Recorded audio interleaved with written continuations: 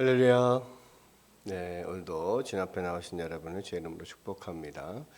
네, 우리 하나님 말씀 함께 보겠습니다. 하나님 말씀 시편 112편입니다. 시편 112편 1절에서 10절까지 말씀입니다. 우리 다 같이 한 목소리로 합독하겠습니다.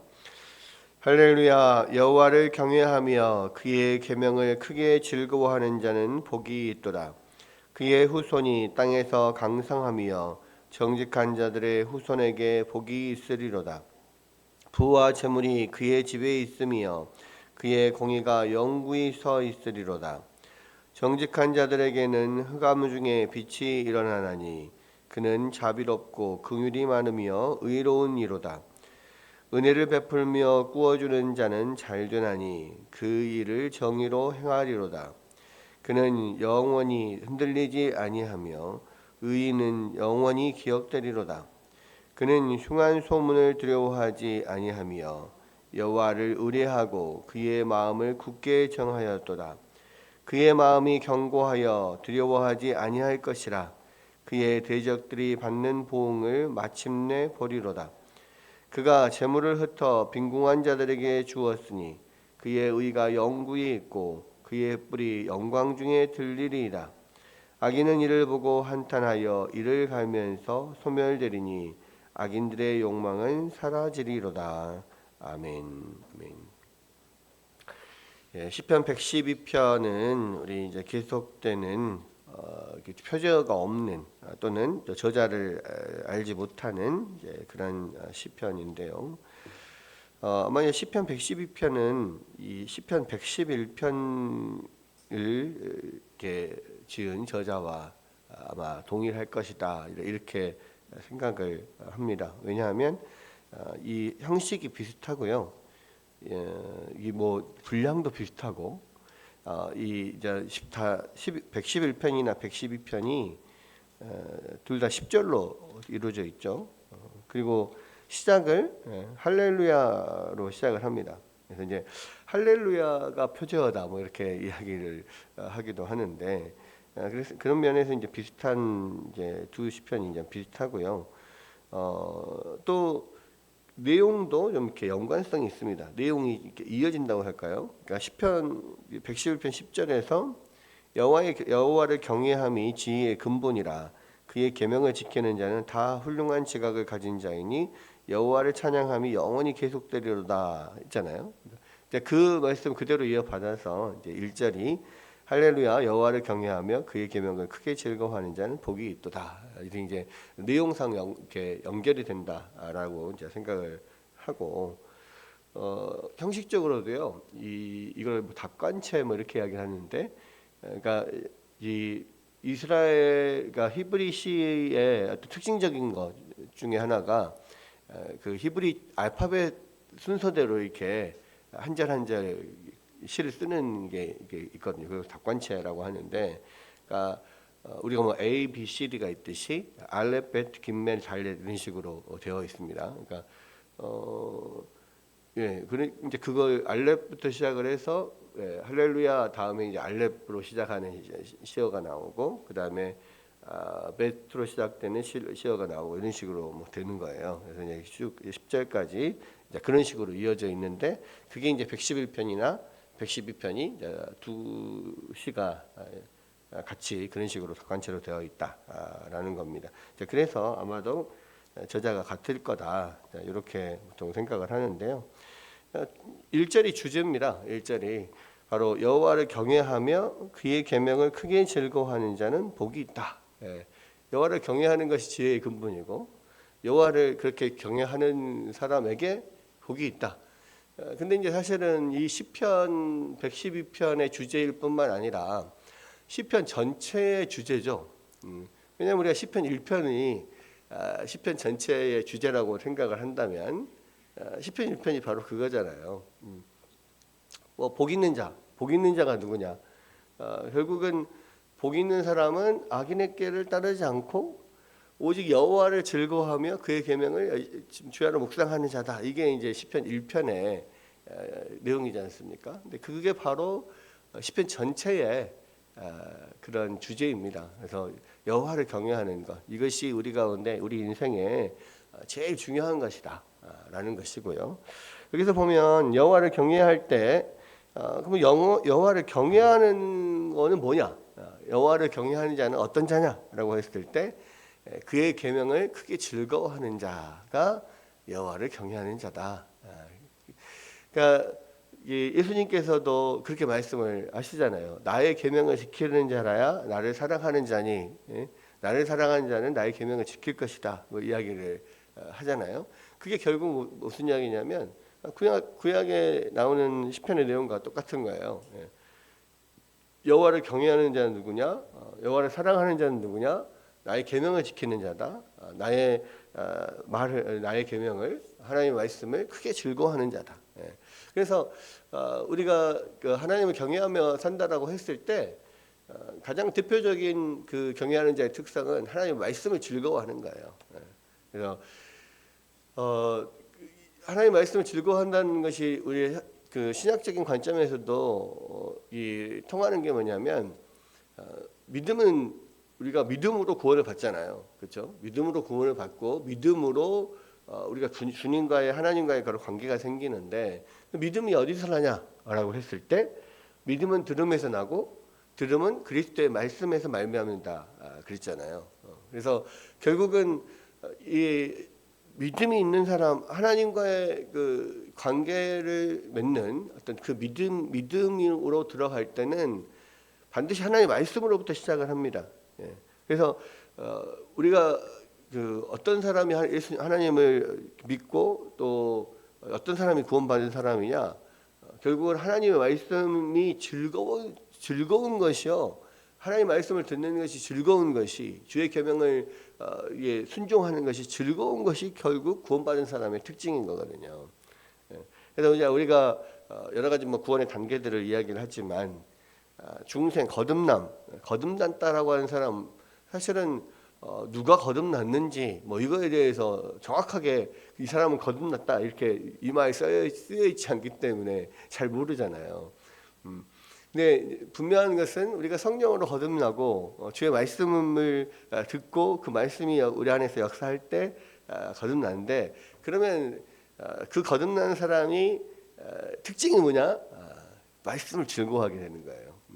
그래서 이 사람이 거듭났냐 거듭났지 않았느냐, 가장 그 중요한 차이 또는 중요한 특성 중에 하나는 말씀을 즐겨 듣고 말씀을 즐거워하느냐, 말씀을 읽는 것을 기뻐하고 정말 말씀을 들으면서 읽으면서 그 안에서 깨닫는 바가 있고 그래서 그 말씀을 너무너무 좋아하느냐, 이런 것들입니다.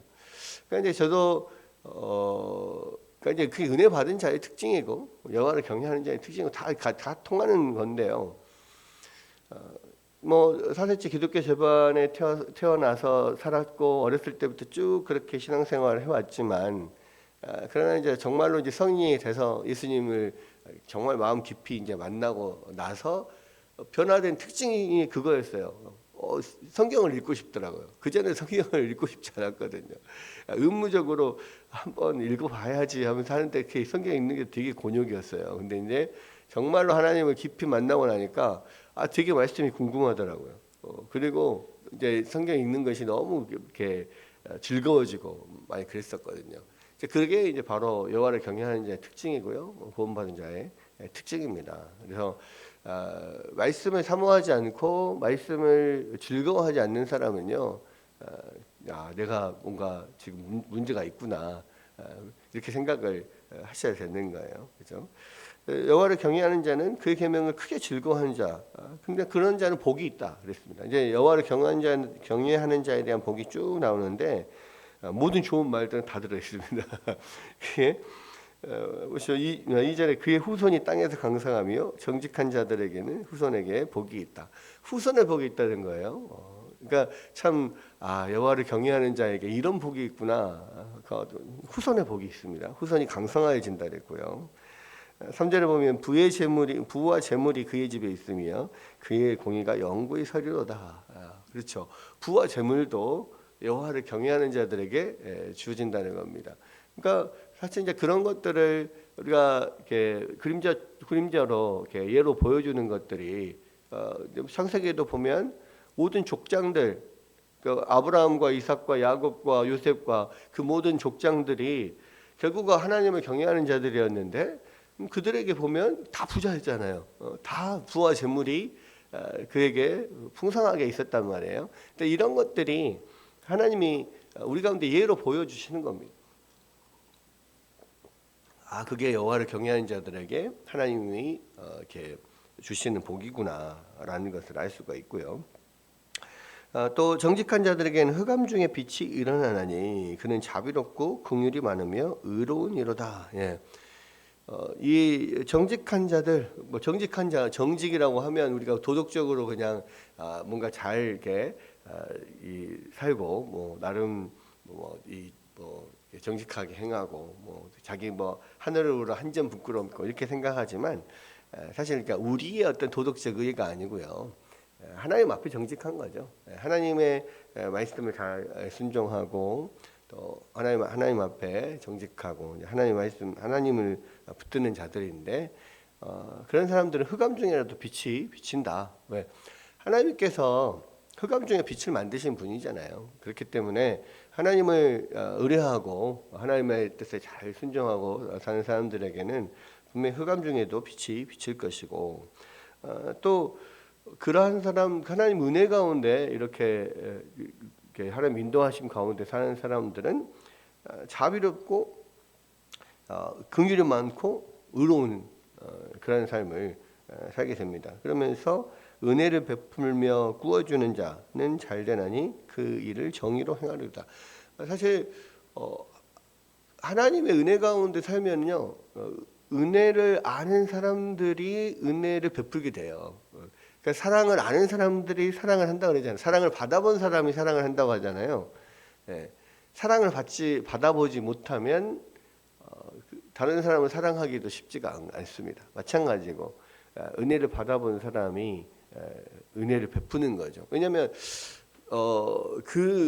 요즘에 이제 제가 건강을 위해서 운동을 좀 해야겠다 해서 조금 이 탁구를 조금씩 하고 있어요. 저녁에. 근데 이제 레슨도 좀 받고 하는데 거기 체육관에 함께 하시는 뭐 먼저 와서 이렇게 이제 치는 회원들이 있는데 그분들 중에 항상 이렇게 좀 새로운 이렇게 신입 회원을 관심을 가져주고 또 상대가 필요하면 꼭 이렇게 같이 이렇게 쳐주고 이런 분이 계셔요. 그래서 참 친절하고 너무 좋다, 감사하다라고 했는데 이제 그분이 그 이야기를 하더라고요. 자기도 처음 왔을 때 다른 그 분이 계속 그 자기를 이렇게 쳐줬다는 거예요. 그렇게 해서 자기도 한 1년 정도 지금 됐는데 그게 감사하고 나도 처음에 와서 그렇게 이렇게 받았기 때문에 나도 그렇게 해주고 싶어 산다 이런 식으로 하시더라고요. 근데 그게 참 감사한 게 뭐 배드민턴이나 뭐 탁구나 뭐 여러 동호회들이 있거든요. 어디 동네마다 어디 뭐 체육관 같은 데 가면 막 하는데요. 잘 치는 사람들이 신입 회원들을 이렇게 잘 안 챙겨줘요. 네. 왜냐면 실력 차이가 너무 나니까 자기 시간 그냥 뺏기는 거잖아요. 그렇기 때문에 잘 안 쳐주는데 이분이 이렇게 쳐주면서 그렇게 말씀하시더라고요. 저 형님이 내가 처음 들어왔을 때 다 이렇게 받아주고 했어. 나도 이제 좀 그렇게 해주고 싶은 마음이 들어서 그렇다. 그런 거예요. 그러니까 은혜를 받아본 사람이 은혜를 베푸는 거죠. 마찬가지로 하나님을 경외하는 자들이 왜 은혜를 베푸냐면 하나님 앞에 은혜를 받았기 때문에 그게 이제 감사하니까 또 자기도 대가 없이 뭐 이렇게 은혜를 베푸는 거죠. 자격이 없는 자들에게 무조건적으로 베푸는 게 은혜라고 했잖아요. 그게 그겁니다. 우리가 자격이 없는데 하나님 은혜를 받았으니까 그렇게 나도 호의를 베푸는 거. 예. 그렇습니다. 그리고 또 그렇게 은혜를 베풀면 또 그게 또 하나님의 은혜 가운데서 오히려 베풀고 꾸어주는 자가 더 잘 돼요. 그게 선순환이죠.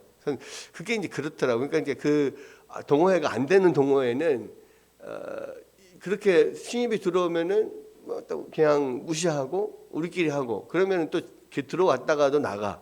그러면 점점 이 그룹은 잘 안 돼. 근데 이제 잘 되는 그룹은 새로운 사람이 들어오면 잘해줘.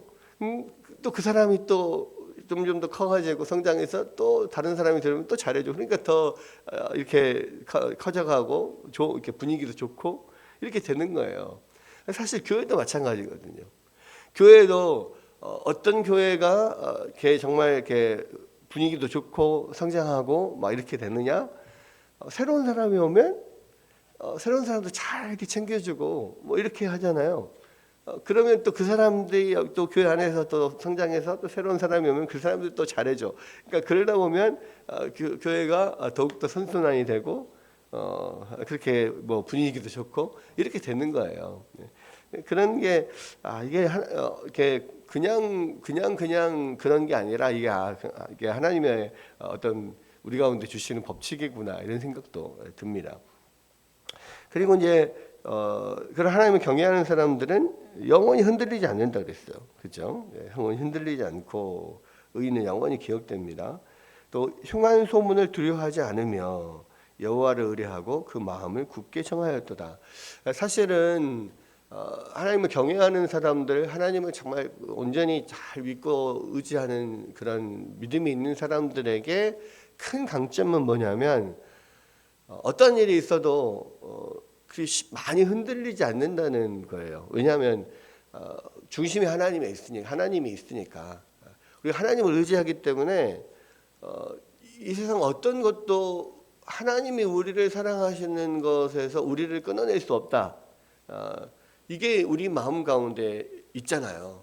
그리고 이 세상 어떤 것도 어떤 시련도 어떤 고난도 하나님을 이길 수 있는 하나님보다 더한 것은 없다라는 것을 우리가 늘 알잖아요. 이 세상의 모든 것들 중에 가장 강하시고 가장 크신 분이 여호와 하나님이신데 그 하나님을 믿는 사람들인 그 마음이 있어서 사실 뭐 아예 안 흔들릴 수는 없겠죠.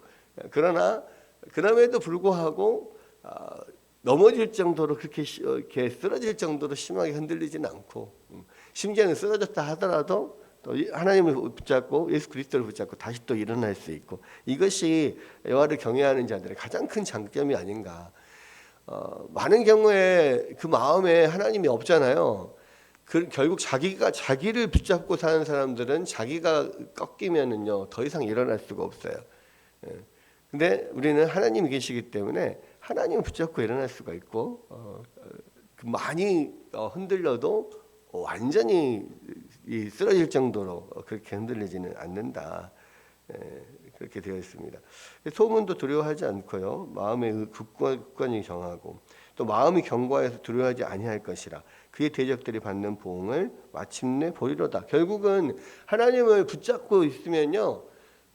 결국 처음에 나를 공격해서 내가 엄청나게 어떤 위험에 빠졌더라도 결국 주님을 붙잡을 때 나를 공격했던 대적들이 오히려 넘어지고 보응을 받는 것을 보게 된다는 겁니다. 이게 우리가 하나님을 의지하는 사람들의 가장 큰 강점이죠. 그가 재물을 흩어서 빈궁한 자들에게 주었으니 그의 의가 영구히 있고 그의 뿔이 영광 중에 들리리로다. 결국은 여호와를 경외하는 자들은요 재물을 의지하지 않습니다. 그리고 이 재물이 어떤 영원할 거라고 생각하지도 않고요. 이게 하나님으로부터 온 것이기 때문에 하나님의 뜻에 합당하게 또 잘 쓰는 것이 또 우리가 마땅히 해야 될 일이라 생각을 합니다. 그래서 재물을 흩어서 빈궁한 자들을 돕고 또 우리 가운데 있는 것들을 가지고 주의 뜻을 위해서 사용하는 이런 일들을 우리가 하게 되고 그것이 또 우리의 영광이 된다는 거예요. 20절에 악인은 이를 보고 한탄하여 이를 갈면서 소멸되리니 악인들의 욕망은 사라지리로다. 결국은 우리가 성경에서도 그렇잖아요. 악을 악으로 갚지 말고 악을 선으로 갚으라고 하잖아요. 악은 절대로 악으로 갚아서 악이 없어지지 않아요. 소멸되지 않습니다. 악을 선으로 갚을 때 결국은 그 선 앞에서 악이 저절로 사라지게 되는 이런 면들이 있다는 거죠. 그래서 결국 이 모든 것들이 여호와를 경외하는 사람들에게 나타나는 그런 복이고 현상이고 그렇습니다. 그래서 이 모든 것의 가장 큰 핵심이 뭐냐? 여호와를 경외하라, 경외하라. 그리고 여호와의 계명을 크게 즐거워하는 자. 그것을 통하여서 하나님께서 우리 가운데 주시는 복이다. 시편 기자가 우리 가운데 이야기를 하는데요. 그런 시편에는 시편 기자들의 그 삶에서 묻어나는 그런 많은 지혜들이 있어요. 그래서 그들이 얻은 지혜를 통해서 우리도 다시 한번 또 하나님의 그런 지혜를 얻고 주님의 은혜를 경험하는 그런 우리가 됐으면 좋겠고요. 오늘도 또 하나님의 여호와를 경외하면서 주님의 계명을 즐거워하면서 살아가는 하루가 되기를 제 이름으로 축원합니다.